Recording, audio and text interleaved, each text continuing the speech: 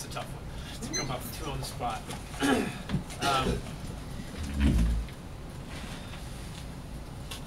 me take a shot at it this way. You know, the voice of the party, very often the voice of the party is our elected officials.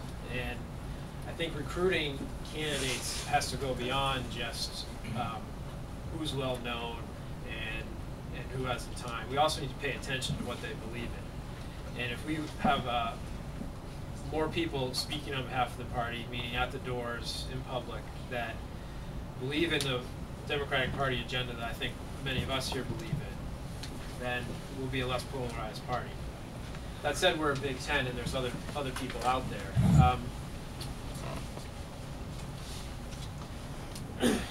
I think it's also presenting a face of the party that covers some of those different areas. I think Janet and I provide a team that does that. I'm young, I'm from Portland, I have a labor background.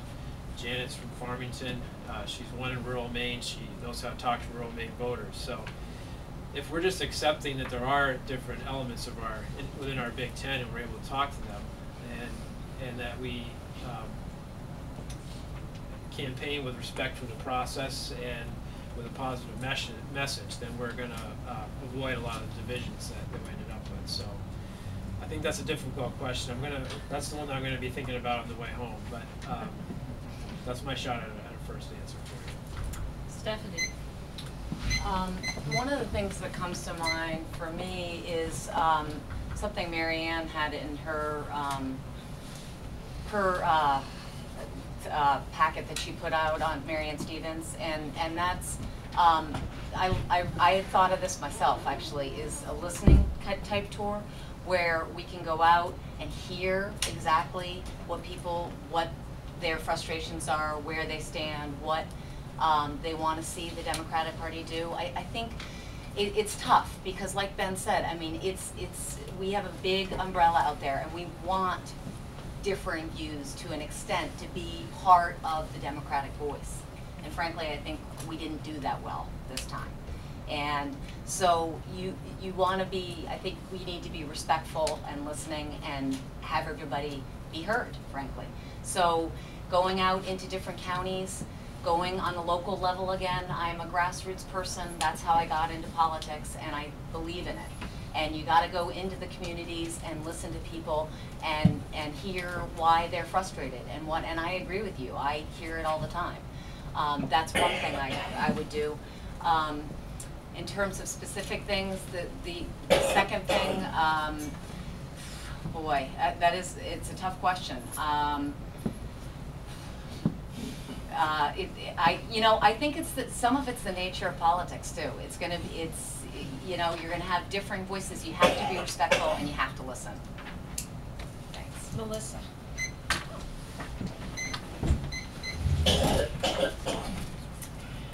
I remember sitting in seminary in small church class, and Doug Volrath was lecturing away, and one of my classmates said, "Doug, what do we do about poverty?"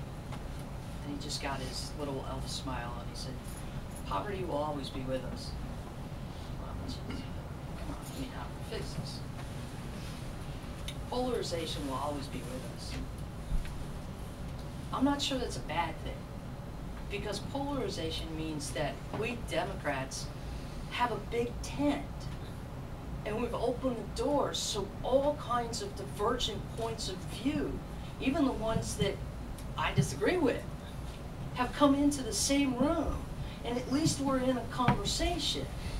And I know it's a frustrating answer. God, I was really pissed at Doug when he said poverty will always be with us. I mean, but I agree with Stephanie in that I think we need to have conversations and have them on a regular basis where people can, not only do we listen to them, but Democrats can pile in the same room like we all right now are and have a really raucous conversation about what does it mean to be a Democrat, and what are our core beliefs, and what are our core values, and how do we express those things. And I think we've got to communicate, and I think we've got to accept that polarization is a reflection of our success. It means that differences have come together. They have found a way to come together, and that we are focusing on the areas in which we are more alike than we are not alike.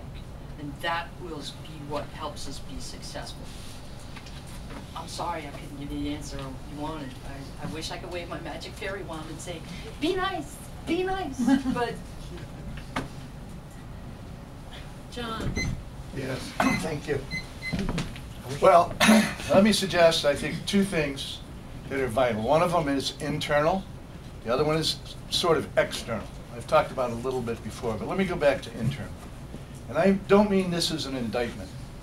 I'm just not personally persuaded or convinced that the State Democratic Committee has been as activists in shaping and directing where the state party goes. And the first thing that I would want to see is that we do something as a committee to work to have activist committees. I know that a lot of you, I've talked to many of you, not all of you, but many of you have told me you've labored in the vineyards doing this task or that task, but that state committee meetings are not all that exciting. They don't seem to move very fast. They don't seem to move very significantly in the direction that we want to see our party go in.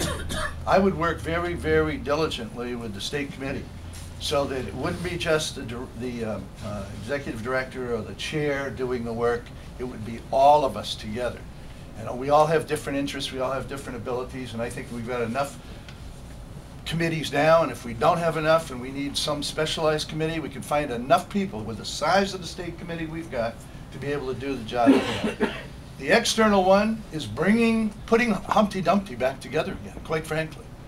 You know, we had our successes when there were divergent groups working together, even though they differed on some issues like labor and environmental groups, but actually we share the same concern for our state. And so I think we can do that, and as a chair, I would endeavor right off the bat to hit the road and meet with all of these various groups.